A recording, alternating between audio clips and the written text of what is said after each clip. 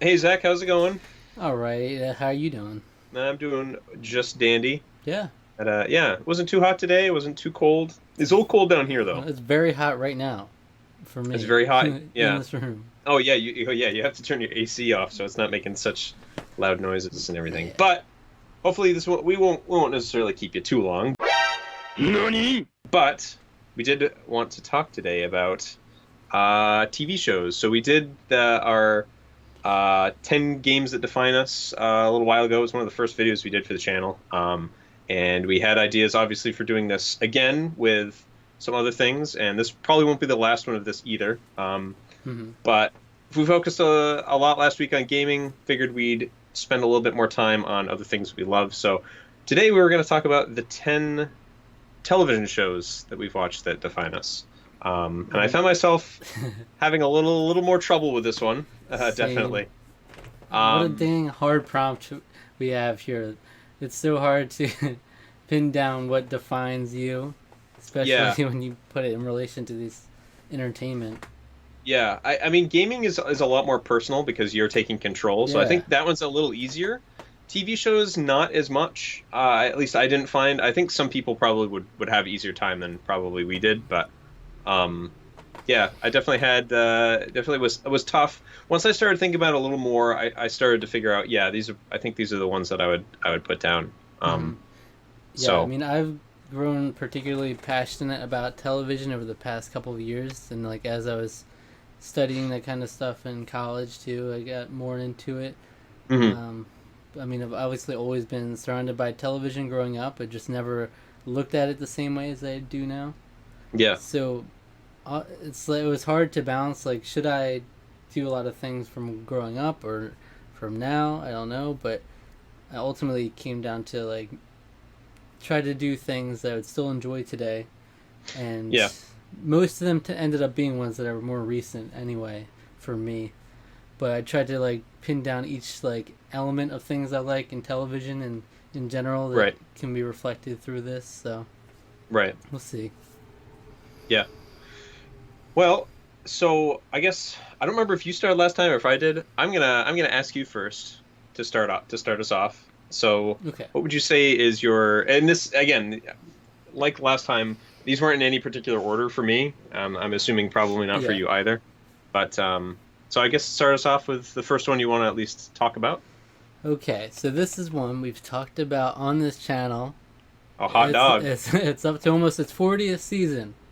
That's Oh, I wonder Survivor. what show. Yeah, I was gonna say, I wonder what show this It's is. the only show that we've talked about so far. Yeah, Yeah.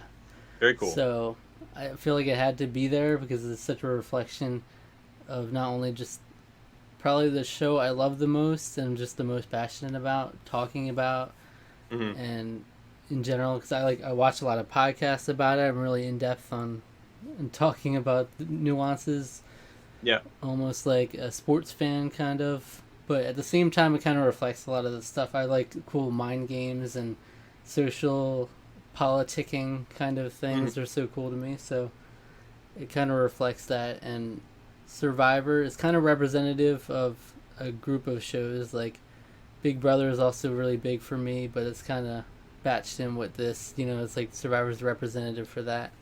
Hmm. Um, I just think it really deserves to be known by more people, like how cool of a show it is, and it's stuck under this stigma of reality television, and Yeah, it's definitely. unfortunate. But like every person I know watches Survivor is really hardcore into Survivor because they just know how good it is, and they're some of the most hardcore fans out there. Hmm. So it's like it's one of those things you have to dip your toes into it, and then that's when you'll get into it. But on the outside, it's hard to really understand the full appeal or the full authenticity of it too. Yeah. So, Yeah. so yeah, Okay. Very cool. Yeah. So when I was kind of looking at mine, I was thinking about shows kind of like I was thinking about little different, I don't know, different reality shows I've watched through like growing up. I definitely watched some American Idol growing up. I really like game shows a lot, but I figured, well, I don't know. I mean, I like watching Jeopardy, and I liked The Price is Right when I was a little kid. I used to love watching The Price is Right. hmm Um, but I personally tended a little bit more towards scripted shows. I think that in a lot of cases, that just seems to be kind of where most of my taste lies in sort of exploring fiction, and I think TV shows are really interesting at exploring sort of long-term character development and character arcs through the means of multiple episodes. So you get to spend so movies sort of have the disadvantage of you have to, obviously you have a limited time to develop a complete narrative and a story. But so going into that idea of a long form sort of TV, one where we actually get to see the characters grow up through through their whole adolescence and teenage years and adulthood. My first show is Boy Meets World. That's exactly what I was thinking when you were talking about that. Yeah, I loved this show growing up. And I've gone back and watched some of it a little bit more recently, and it still holds up. It's very funny. Mm-hmm. It definitely a lot of these shows, a lot of the sort of, I guess, Disney-esque fare. I don't know if this originally aired on Disney or was an ABC show. It definitely was ABC at some point. I think it was ABC the whole time. I think originally it was ABC, and I think once it entered syndication, I think Disney had a hold of it, and other channels have it now because it's Right. well past the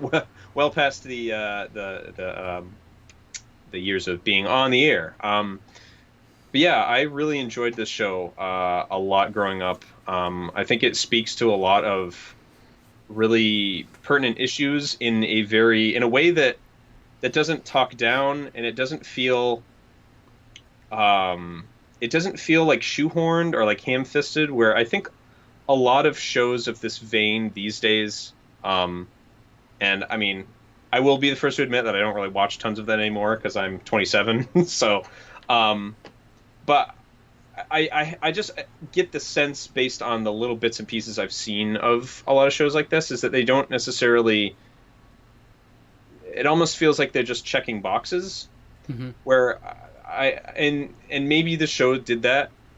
I guess I don't necessarily know the history of adolescent dramas, after school special type dramas and everything, but I've found that this show does a really good job of meeting its audience where it is, at least in terms of 90s kids.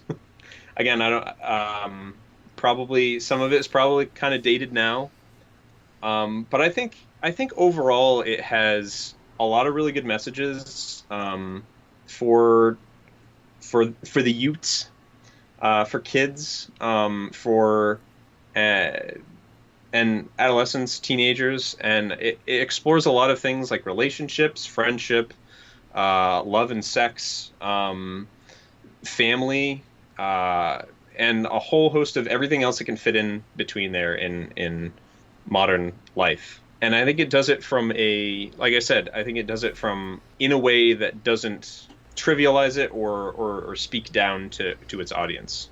And I really like that a lot. That's something that I like in writing, where you're not being preached at per se, but you're able to sort of grapple with topics the same way the characters are. And it doesn't hurt that you have a very talented cast of kid actors, and the writing is very funny. And it stayed funny from its first season all the way through post college. So, gotta hand it to them there for sure. Yeah, So. There's something to be said about these shows that have a legacy behind them. That are like, there's so many shows like Boy Meets World in that genre that come out, but Yeah. rarely do they have such a lasting effect, and you actually get to see the actors grow up in this way. It's like, because Mhm. I hear so many people from that time period that love Boy Meets World. It's like means something to a lot of people. So, moving right along, I've got one that kind of, like, again, I tried to touch on different aspects of things I enjoy through Right. each of these, and one of them is really fantasy, world building, and really great characters that are super lovable and relatable, yet in a fantasy made up environment. And then Hmm. this one, I had to put it in here as Game of Thrones. I figured as much. And like, yeah, it's got a lot of criticism from the last couple episodes, but I think these people really need to sit down and look at what Game of Thrones gave us the first seven and a half seasons. Is really incredible world building from George R. R. Martin, and one of the best casts I've seen in television. There's a reason it became literally the most popular show on television, Hmm. which like loses some of the charm for me when things become super mainstream, because it's like I was a fan before it was so cool, and now I have had to endure the for the past couple of seasons the memes on Twitter and the gifs. I'm like, this is what it's been brought down to. But it was such a super impactful show for me, like really sparking my love for television in like terms of modern television and really becoming passionate about it. Mm. And just some of my favorite characters like Tyrion, is like probably one of my top 5 characters of all time. Who like they managed to do something crazy with a like a world that's clearly fantasy. And I think Peter Dinklage said it best, not word for word, but he said something along the lines of, "It's a show that has dragons and has characters, but it has more of the emphasis on the characters than the dragons." And like they don't just like throw dragons in your face the whole show, that kind of thing. They really push the character development and the interpersonal relationships, and again that social politicking is involved. But any show that can, there are several scenes in this show that have like really impacted me emotionally, and any show that can do that is really really important. And I think it's kind of a big part of me, like a show that defines me for sure. Yeah. Yeah. Well, I mean, kind of like you were saying, it's been one of the most popular shows on television, and it's really kickstarted a lot of careers. You see a lot of the names and the actors and actresses that have been in the show now have a name because of it. Mm-hmm. Because they didn't just make a series of films; they made a long form series. You get to be with these characters and really understand them, at least the ones that lived, for a long period of time, and that that clearly has had an impact. I think that's it. Really, I would say Game of Thrones has kind of helped lead to the rise of TV that's taken seriously, television that's taken seriously, as well as I mean, I think that's kind of why streaming services have been taking off too, because you get more time and more development, world building, as you put it, um, just thanks to the format. And I think that's kind of where movies are starting to sort of struggle a little bit to find that same ground and that same audience. Um, Yeah, so yeah, at the same time, it's like kind of like Marvel did. It takes something which clearly, if you look at it on paper, is super nerdy, like a yeah, fantasy world of dragons and a made up language and all these things. it's But it's George R. R. Martin's fanfic about the War of the Roses yeah, in a and in a fantasy setting. and yet it's taken so well from the public, which is just crazy to see how the public, like general public, are so passionate and are hyped about this show for so long, and Mm, it's crazy how much it impacted the landscape there. yeah. So my next one is one that I'm gonna just look at my list as to which one I want to talk about next. So yeah, I'll talk about. So growing up, and many of my friends will tell you that I still make reference to this in all kinds of ways, in and not just the one series, but um, throughout its films, its multiple series. Um, it's definitely had a huge impact on me in terms of my enjoyment of science fiction and exploring topics through the lens of the future. And that's Star Trek: The Next Generation. Okay. Um, it's a show I had seen a lot growing up. Um, my older brothers really loved that series. They probably had seen the whole thing much earlier than I did.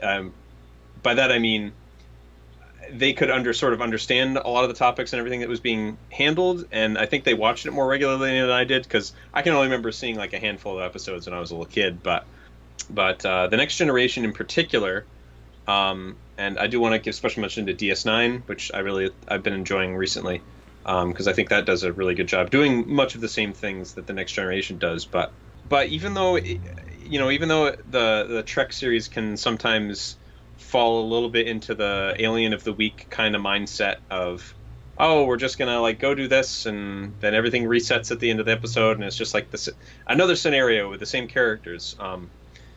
There is a definite growth and development and it's slow.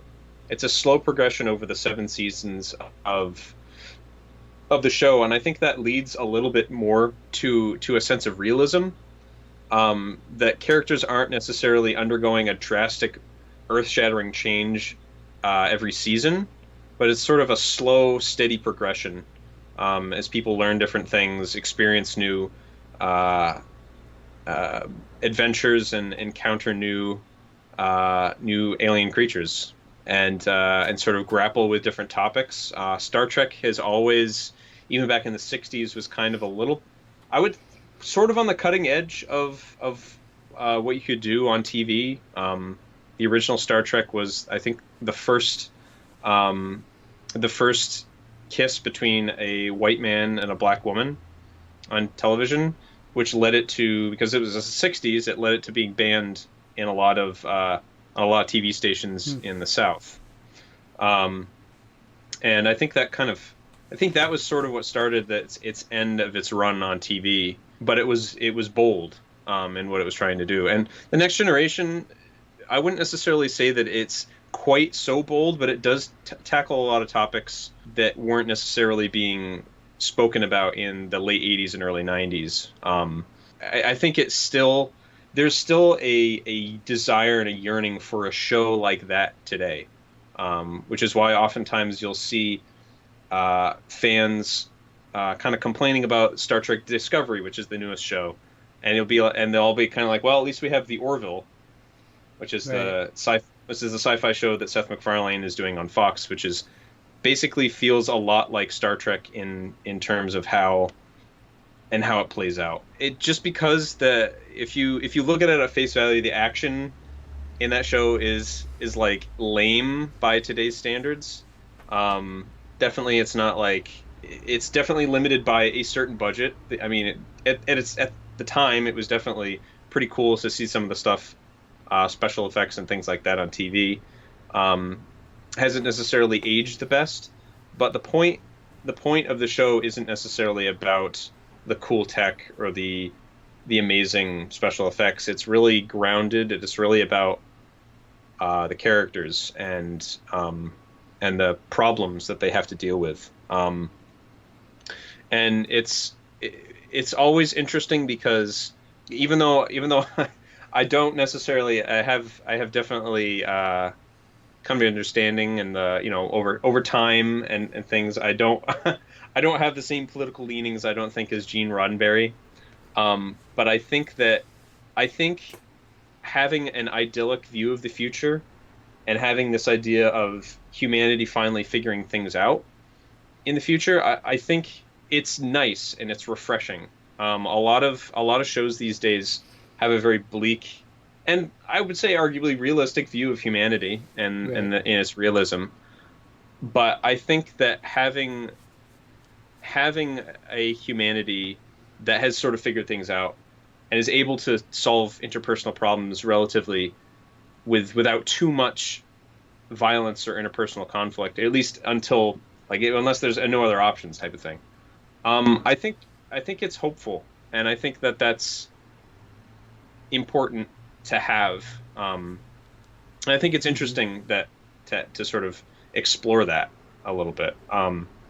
Obviously, I don't think we're ever going to get to a point where where that necessarily happens. Just having a realistic view of things, but I do at least admire that Roddenberry, and after he passed during the Next Generation's run on TV, but they were willing to still stick with that vision to a certain extent. Um, so yeah, TNG, big props. If you get me going long enough talking about something, I will find some way to make a Star Trek reference, and most of my friends can attest to that. Yeah, Star Trek is so foreign to me that I have such little knowledge of it. It it is certainly the probably one of the geekiest shows Right? that's out there, but it's I don't know. It's to me, it's always been. I've always found such the ability for it to explore such interesting topics through the lens of the future, Hmm. and to just do things on TV that wasn't seen, or that weren't seen. So like, uh, Deep Space Nine was really great because it was, um, the he finally became captain. He wasn't captain in the beginning, but Benjamin Sisko, and having a healthy relationship, a very positive relationship of a black man and his son, and that was what Avery Cisco loved about the show is that how how great is it to have this as the front runner of your show? You can't um there hadn't necessarily been anything like that on TV before, in that regard, um at least not in terms of a fantasy sort of thing. I mean, you have like Family Matters and things like that, but in terms of a drama, things like that hadn't necessarily been explored on TV, and I think that's part of its legacy. I think is people because that's definitely. I don't think those shows are going away from Netflix anytime soon. People definitely still love watching them. I still love watching the Star Trek shows. So yeah, Hmm. they're definitely worth a watch. But I think you probably do kind of have to be a certain kind of person to Right. really get a ton out of it. But sci-fi is more than just about the science part of it, for sure. And that's why I like shows that do that. Well, So yeah. sorry, I kind of rambled there a little bit, but I do like my Star Trek. So Well, speaking of exploring different topics through the lens of the mm. future, this Mm. next one is the complete opposite. It's Black Mirror. That's more up my alley. Is the bleak outlook on life. Bleak As outlook. it's made. Hey, I like my bleak shows too. Don't get me wrong. All right. Except I just watched season 5 recently. The last Yeah. episode, a little suspect. I can go into Oh detail yeah. on that, but it was an episode with Miley Cyrus in it, and Okay. I think I saw that she was in one. Yeah. yeah. So you haven't seen any of Black Mirror, right? Or have you No, seen? I don't think so. Was that the one? Was there like a very? I think I don't know if it was the first episode, but I know there's an episode in the first season that was like really controversial, and like it Oh, was I'm very sure. like as far as I'm remembering, I thought it was Black Mirror, With a where it had pig. like yes, Okay, that's yes, that's the one. it. Yeah, yeah, Yeah, that's the first episode. That's they got the ball rolling. yeah. I was like, dang, that's some dark subject matter. I really love. That's why I wanted to have this here. I really love the exploration of like dark subject matter and Mm, trying to like. There's like definitely with each episode there's discussions to be had revolving around what's going on, and just I really love their take and how it's one of those shows where it's not completely. You don't have to watch every episode in order necessarily. Though there are little Easter eggs here and there if you do watch them in order. But hmm. it's one of those where each episode you have a chance to have fresh actors, a fresh. Oh, what? The heck? What happened? You minimized your Skype window for a sec. So Uh-oh. I got a flash from my desktop. So what you're saying so is it kind of episodic, kind of like Twilight Zone, Twilight sort Zone, of, where very it's like that's exactly yeah, how it's often described as a modern Twilight Zone with like even more in-depth high-tech stuff going on as well. And okay. yeah, so I think it's a really cool thing for a TV show to have is that it gives it a chance for like when the actors to come in, they're really going to give their all, and you get a lot of diversity in terms of setting from each one, and the plot's completely different each episode. So there's a lot to enjoy, and it's unexpected each episode you go into it, but you know there's still that Black Mirror touch of like really putting in kind of an intellectual take on. Usually it revolves around some sort of futuristic technology involved in some aspect, and like how that impacts someone's life or different decisions that go on there. So it's really cool to see. I'm just really a fan of shows that can spark conversations and things like that. That would actually be a cool one for us to do like a series on, because we could actually have, there's like full discussions you could have about each episode. Yeah. But yeah, it's definitely worth a shot. Like I said, the most recent episode was very strange. It was like a complete departure. You know, it's kind of similar to people's criticisms of Game of Thrones. The most recent season, last couple episodes, it was like did a complete 180 to what we're used to. It was almost like a Disney Channel original movie. It was a very strange. Oh, that sound. I don't know how I like that. The sound of that. It was very strange. I want to make a video talking about it at some point, but it's like, this is not my Black Mirror. I was watching with my brother. We watched every episode together, and I'm like, halfway through, I look over and it's just like, what's going on here? This is not Miley Cyrus. What's going on? Yeah. And I was like optimistic because they've had, I guess they haven't really had celebrity cameos, but I was optimistic that Black Mirror would really handle that well. But I'm like, okay, hopefully they turn it around in the next season. But still, as a whole, the show is really cool. And I really want to finish the Twilight Zone as well, but I've only watched a couple episodes of that. But it's definitely, and in terms of production, it's on another level. It's just everything's so well done. Well, on the subject of kind of like a little darker, this is probably gonna surprise you because you probably literally never heard of the show, and I highly doubt anyone that is watching this has ever heard of this show. But I love mysteries, and in particular, I love British mysteries. So your Sherlocks, your Poirots, your Midsomer Murders. There's a whole host of all Agatha Christie stuff. You know, well, Poirot is Agatha Christie, but all of her stuff, Miss Marple. I love mysteries. There's just a really great thing. I love sitting down with my family and watching a good British mystery.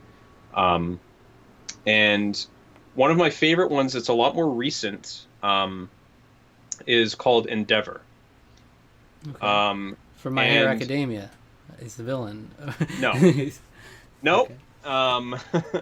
So there was a particularly very well regarded mystery series back in the 80s called Inspector Morse.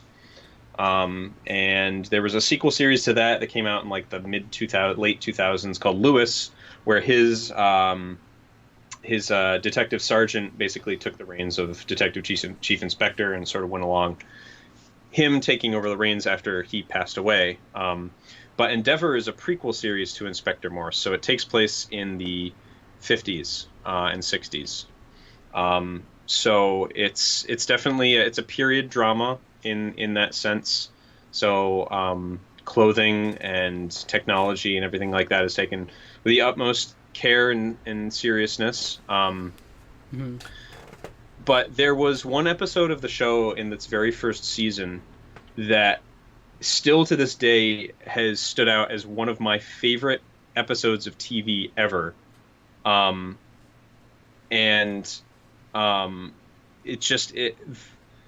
way that it wasn't even necessarily like the best mystery I've ever seen, where it was kind of like, where it was like a huge revelation or anything like that. Like you kind of sort of knew who did it, kind of a little bit, at least I did. I had figured out who had done it fairly early on, but it was the complexity of the material and how the killer had sort of interworked with the different themes, how he'd sort of manipulated Morse, whose first name is Endeavour, which is where the series gets its name. His first name was Endeavour Morse. which you never knew throughout the whole. As far as I remember, you never knew that that was his first name throughout the whole original series. He just didn't use his first name. He just went by Morse. But it just had me. I had was so like satisfied by that episode, period. That I was like, from then on, I was like, this is my favorite show, like on TV. Um, and since then, every season hasn't disappointed. There has not been a single episode really that I can think of that I've been like, wow, not really as good. The production values, the editing, the cinematography, the acting, the writing, it's all there, and it's all just so good. It definitely isn't it's a murder mystery show, so it's not going to have an upbeat uh look on things, but it's so good, so enjoyable. I think that to me is all I could ever want in a mystery show, because a lot of times they can just be pretty rote in terms of cinematography and editing. They can be pretty basic, but this one really kind of goes above and beyond in that regard. And to me, that's what makes it so much more than some of its contemporaries. So that's Okay. it for me. That's that one for me. Very nice. Yeah. Well, I can't really transition from that. There's nothing for Nope. me. Not really. It's not really easy to from that one. Yeah. I don't have any mystery shows on here, though. I've only watched a couple episodes of Sherlock. I really like it, but I kind of want to Great show. watch that with my family too. Actually. Yeah, that one has really good editing and cinematography too. The writing is a bit more upbeat. It's definitely Stephen Moffat. It's his ilk, and definitely that's his where he's cut his chops. And a little bit, I'll talk a little bit more about him a little later on.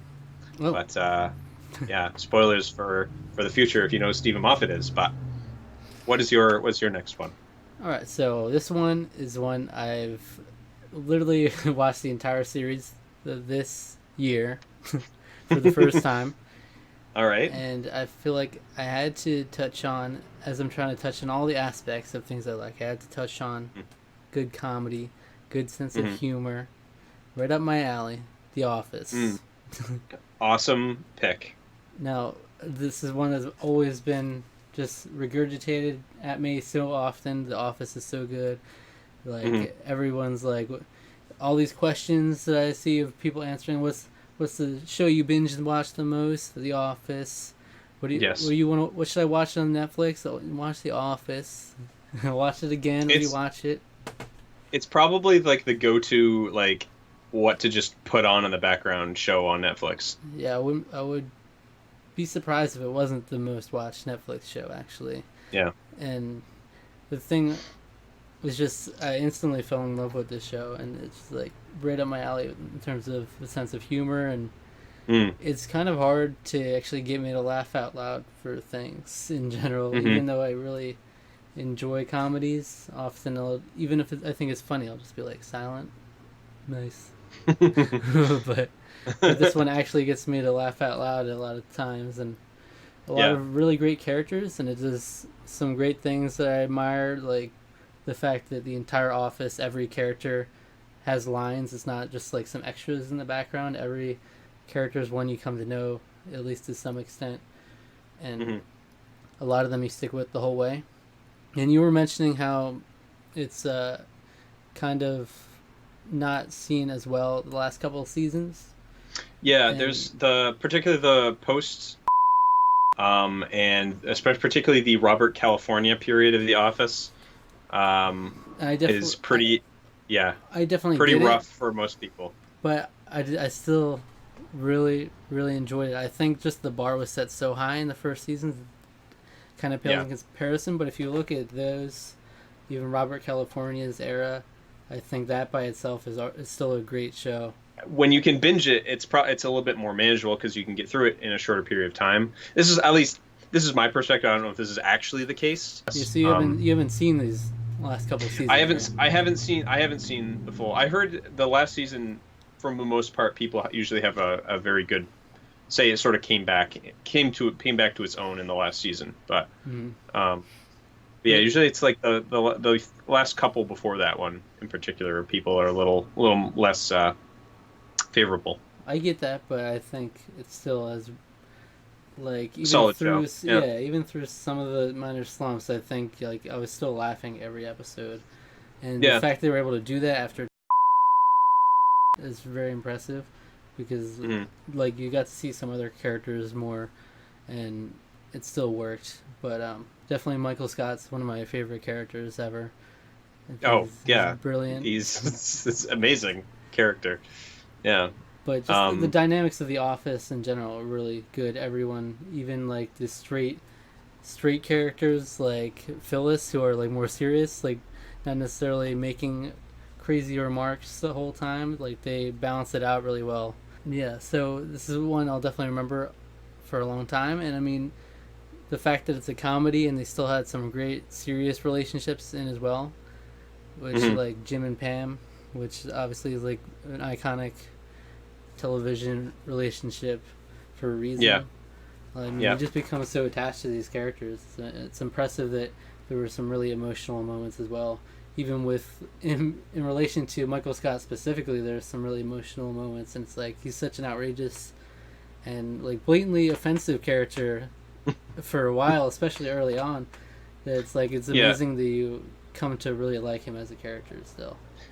Yeah, especially in the first season because that was a lot more like the British Office in the first season, Hmm. where he was a little bit more like Ricky Gervais' character, who's just an outright jerk to everyone. Whereas Michael Scott sort of developed it more into a lovable kind of blissfully ignorant Yeah, character. exactly. Yeah. Where it's not necessarily he's purposefully a jerk. He's just stupid, basic Hmm. more or less. So yeah, But it's like, yeah, yeah, I totally get why everyone's in love with the show, and it's kind of crazy. yeah, Even when I wasn't watching it, I knew how much of a phenomenon The Office was. The fact that yeah, it's like loved almost universally is crazy. That because comedies are often very polarizing, and it's like a very particular sense of humor. You're gonna take a liking to it, but this has somehow united so many people, even when it's not yeah. perfectly like clean comedy either. It's like a lot of hard hitting stuff too. Yeah. Yeah, I think it's because a lot of the comedy in The Office is based on a lot of awkward situations, I would say. A lot of awkwardness and kind of Hmm. uncomfortability. And I think the thing that really lends itself to that is the fact that it doesn't have a laugh track. Um, lends to those quiet moments of really awkward uncomfortableness. That's Yeah, kind of where like to me some of the gold of the comedy is, yeah. really.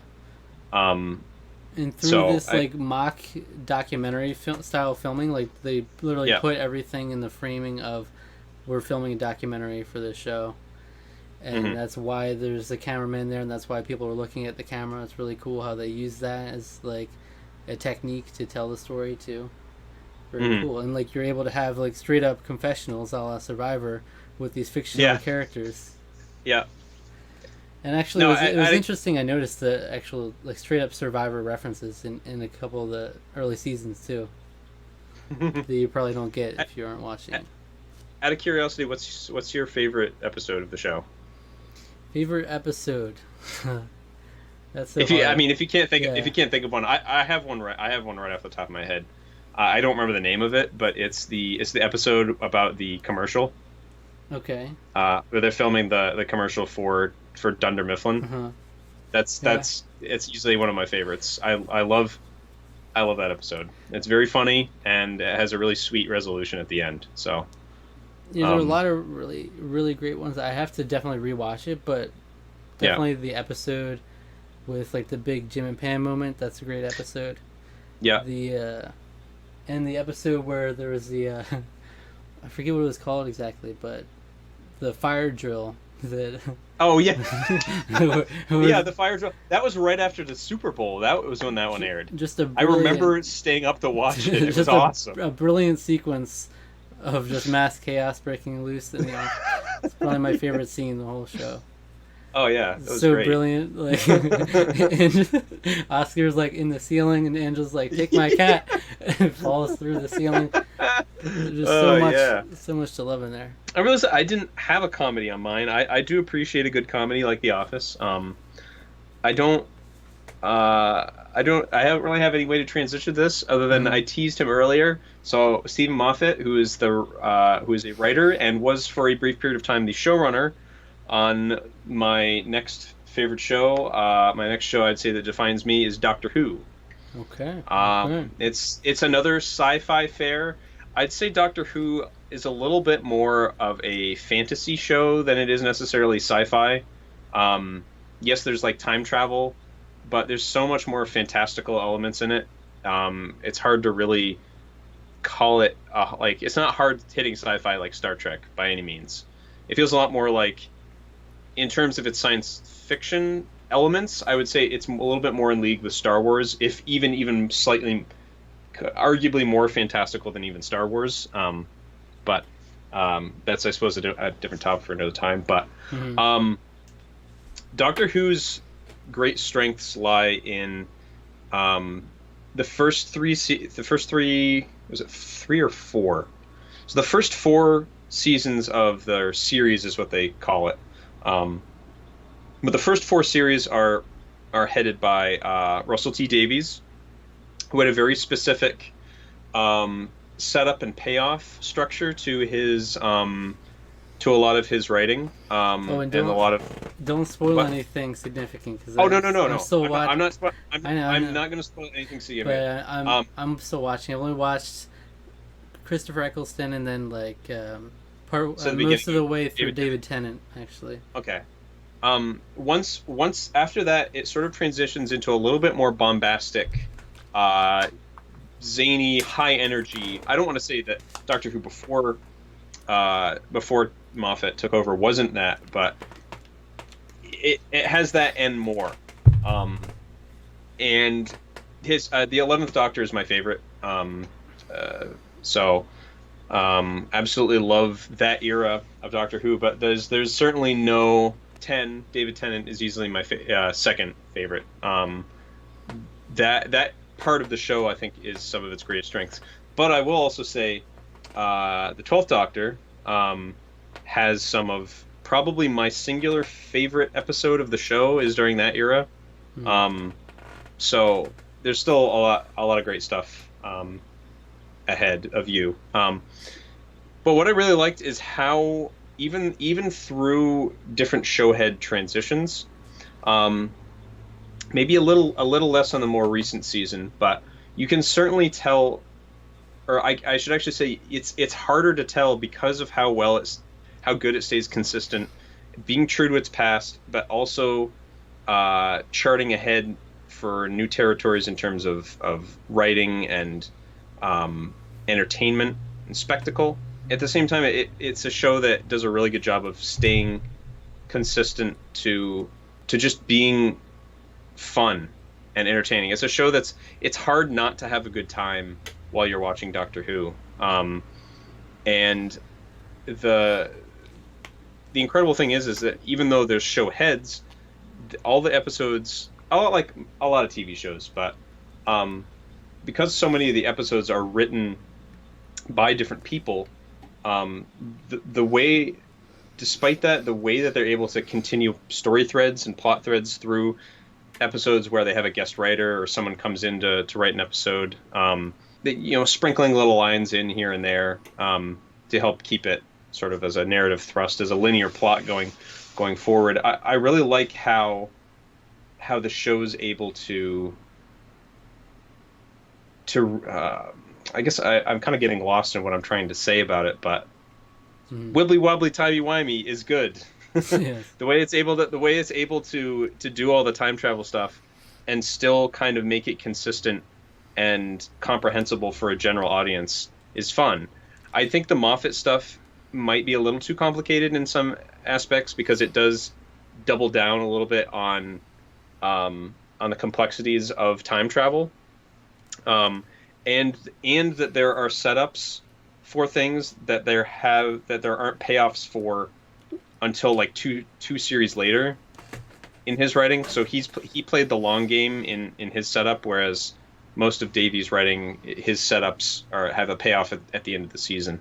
And so I think some of that could probably frustrate people, but I like, because I like anime, I like complicated plots of things. For sure. And I like that long game idea. I like the teasing things, maybe sprinkling some answers in here and there, maybe having a resolution, but still having a little bit of like, oh, maybe it's not totally resolved yet, and there's still like a little bit like, well, that never really got explained until you finally, at long last, sort of get a resolution. And I like the fact that they're able to, from my recollection anyway, pretty much everything that's set up pays off. Admits all the wacky time travel shenanigans, all the complex plots and things. They're still able to have very relatable characters in both the Doctor as well as his companions. Not every single plot, like The Next Generation, like Star Trek, not every single episode is going to be as good as the last, but they're not all exactly the same. You never necessarily know what you're going to get from the next episode, and I really like that a lot about the show. It's variety amidst being a time travel show, and that's really great. So, like I said, the most recent season a little bit more controversial because it breaks from a lot of traditions from traditional Doctor Who. It's definitely not one of my favorites. I'd probably honestly say it might be my least favorite season. But I still found myself really enjoying it. I was not a hater. I wasn't because the most recent Doctor's a woman, so that led to a lot of hard feelings. I admittedly was very reluctant to be totally accepting because it's traditionally a male role. I think she was great. I think she is a very great Doctor. I think she's going to come into her own, I think, in future seasons. I just don't really necessarily like the direction they took with the writing and sort of the style of the season. So I'm hoping that can sort of be resolved. The kink sort of resolved with a new showrunner, but yeah, it's a show that I always look forward to new seasons for, and will continue to be a fan of through thick and thin. So she was in an episode of Black Mirror too. That actress. Oh, yeah, I'm totally blanking on names right now, but yeah, she's great. She was in Broadchurch as well, which is a great show. Yeah, so I was kind of gonna ask earlier that I've never really talked to anyone in detail about Doctor Who, obviously because I'm not caught up on it, but it always interests me shows with such a long history. Like if there's ever, like it's one of the most loyal fan bases as well. So I'm like, was there any moments or any seasons where it was like a clear quality drop that you thought there was? Was there are there particular Doctors that you just like do not like at all that made it hard to watch, or is it like somehow still consistent throughout? So it's hard to talk about the history of Doctor Who without talking about before the sort of the soft reboot of the franchise, right.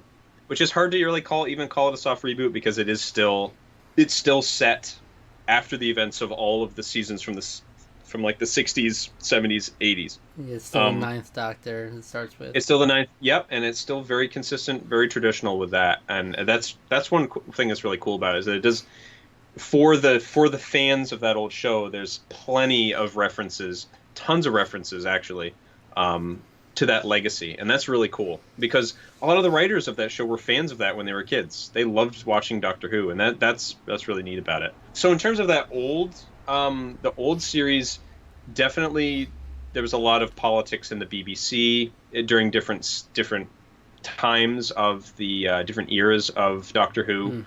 I think people generally say that everything post Peter Davison was probably not as good, and some of that's just due to writing, conflicts with producers, things like that.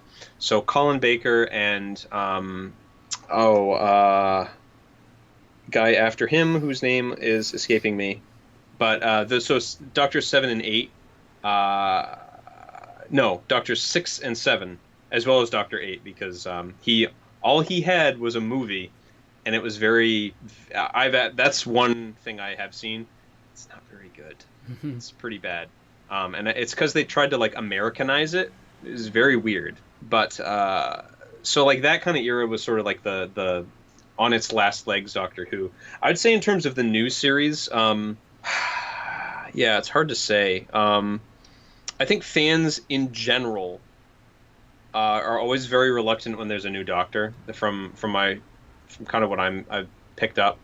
I'd say the first season of Peter Capaldi is probably, even though it does have my favorite episode of Doctor Who, I would say it's probably one of the weakest seasons, as well as the most recent one, which I think is series 11. And I'd say series one is also probably the weakest. I mean, you've got like farting aliens in that one, and it's like very bizarre and immature, and it's weird It is because weird. there's nothing else really like that in any of the other series. So it's very very strange. That being said, I love yeah I love I love they, Chris Eccleston though. He they was would great, like fart and then laugh. They have like the weird laugh. so yeah, the Slovene. So it's such a weird thing. And they showed up in more than one episode. That was the They thing that did. bothered me. I was like, why are they more than one? Weird. Why are they back? Yeah, I'd say fans are usually, again, they're pretty resistant to change. So in the most recent season, there were a lot of people that were really upset, really angry because it's a woman doctor. And I mean, like I wasn't on board either, but I was at least willing to give it a shot, and I liked it. I mean, again, it's not my favorite. I think it's probably the weakest, but I think if they can kind of harken back to what made the show great in the first place, then I think they've got something really special for the next series, which will be next year. So, but we'll see. All right. So my last show that Hmm. quote unquote defines me Yeah. is American Idol. Really? Yeah. Yeah, it is. Wow. How about that? Okay. You Cool. mentioned it briefly, but I did. I liked watching it growing up. Yeah, for honestly, sure. it was a very hard decision me narrowing it down to this five. But I'm like covered a lot of different aspects. You got Survivor, you got The Office for comedy, Game of Thrones for fantasy and characters, Black Mirror for intellectual kind of thought provoking stuff. American Idol is more of this is a show I really grew up with for so many years. I Hmm. watched up until me and my family all loyally watched every episode up until like season 11 is when we dropped off.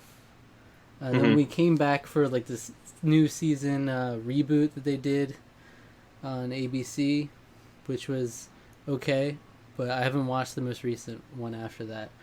But just the impact that American Idol has had on me is just it was always a family tradition to watch. And in Hmm. terms of music, growing up, I didn't really follow many artists. You know, I was a Britney Spears fan. That was my first crush when I was like a very young age, way too young.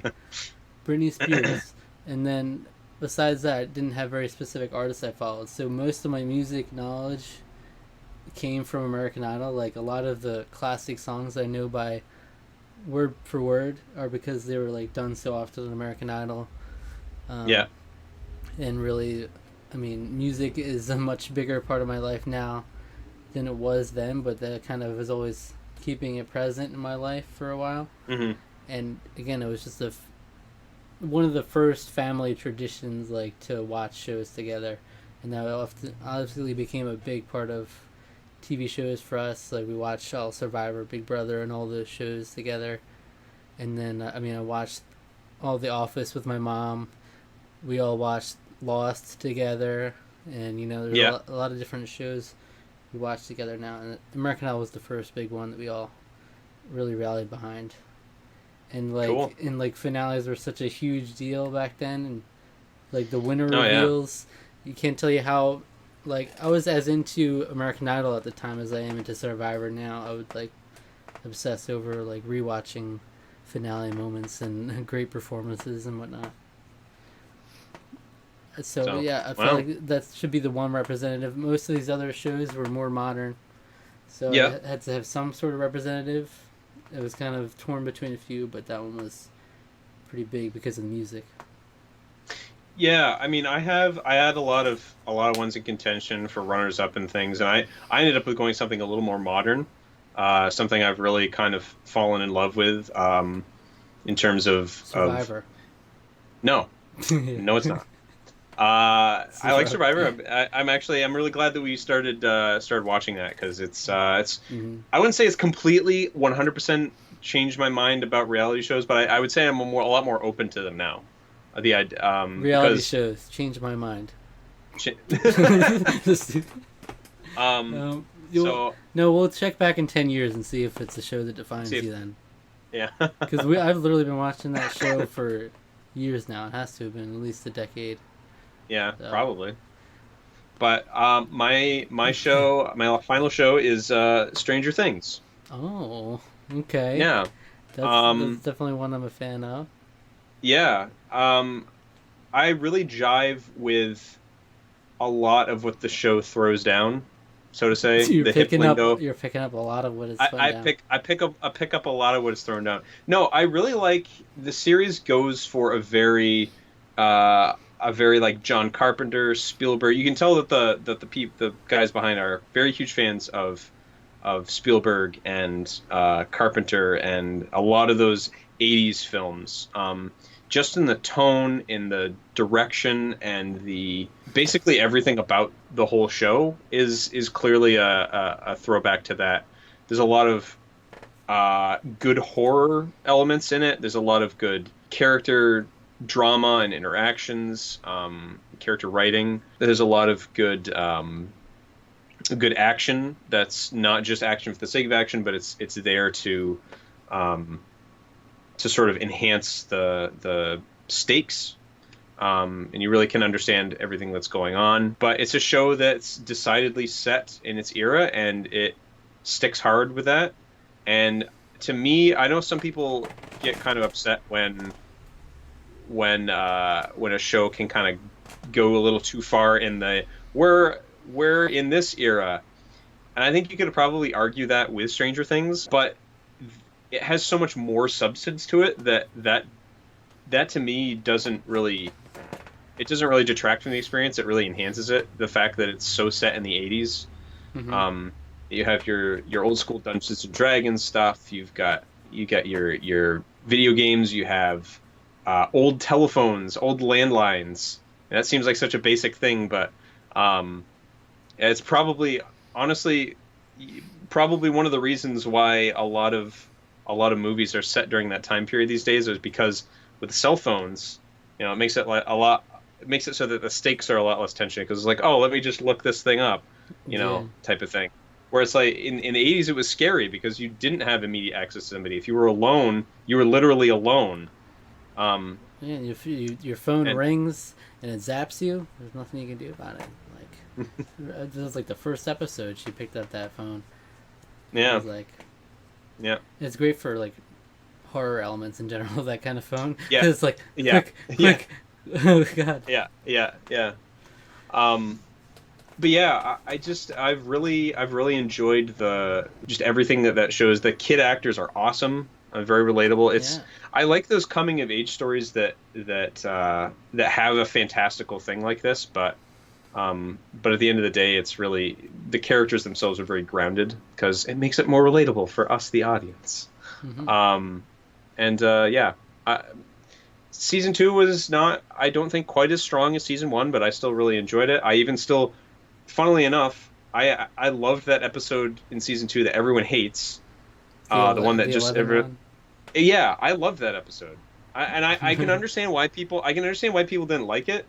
Um, but I liked the attempt to try something different and the sort of world building that they were trying to do. I don't think they completely stuck the landing. Yeah, But I just, don't think it's yeah. I don't think it's as bad as people make it out to be. It is kind of my 2 cents on that. It's But probably my least favorite of the season. I really like the rest of the season though. I mean, I just feel like Sean asked, that episode kind of didn't feel like Stranger Things. It was almost like a different show. yeah, yeah. I guess I can kind of see that. I mean, if you wanna, I think my criticism of season two was that it was too much like season one, and the fact that that episode was so different to me showed that the series has legs when it's doing something a little different, a little out of character. But I mean, people clearly didn't like it, so maybe I'm just weird. um, but you could even chalk it up to maybe similar to a lot of 80s movie sequels, and I'm not saying every single one, but a lot of them were took an approach. Some of them took the approach of like, let's just make the same movie again, just they're a little older and it's a little different, slightly different scenario. But other ones took a completely like they just went a completely different direction with it. Mhm. Think of like Halloween 3, where it's like, oh, the first two Halloween films are basically the same movie. The third one is like it's an anthology film. It has nothing to do with anything. It's like, where did that come from? So, yeah, I don't know. We'll see what they do with season 3. I very much looking forward to it. All the previews they showed. We'll probably talk about it coming up here shortly in a month or so. But Yeah, I mean, um, yeah, I think season 2 gets a bad rap. I think a lot of yeah, people really jumped on the hate bandwagon for that, and they were like I remember they released a poll like somewhere asking, "Should we do season 3?" And I was like, "No," no was like 70% of the vote, and they were like, "Oh, that's not the response we were hoping for. We're gonna do it yeah. anyway." I think having the characters a little bit older, um, and is was a good. I think taking a year off was a good idea. I think Um, people felt like it should have stayed as one season and like kind of capture the magic that was that season. They don't think it'll be able to capture it again, yeah. and Well, it's again, we'll see. We'll see with the third season. I did think that the first season especially was pretty magical. yeah. Talk about a So phenomenon. That's another one that yeah, all over the world people are yeah, talking about that. definitely. This is a big one. Yeah, One that but really resonated with a lot of people. yeah, but I love that 80s vibe of things. I wish that sometimes I wish that films could be a little simpler like that at times where nothing's overly complex. Things are pretty simple, but it lends itself very well to exploring interesting concepts and characters and story ideas when you have a simple baseline like that. So Yeah, that's it, right? That's 10. that's it. That's 10.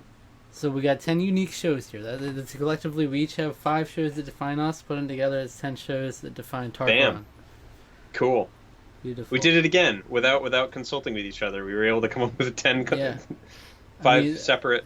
the only one that was kind of close for me would be Stranger Things, but Yeah, yeah, ultimately, I really had like 5 pillars of things I wanted to yeah, represent.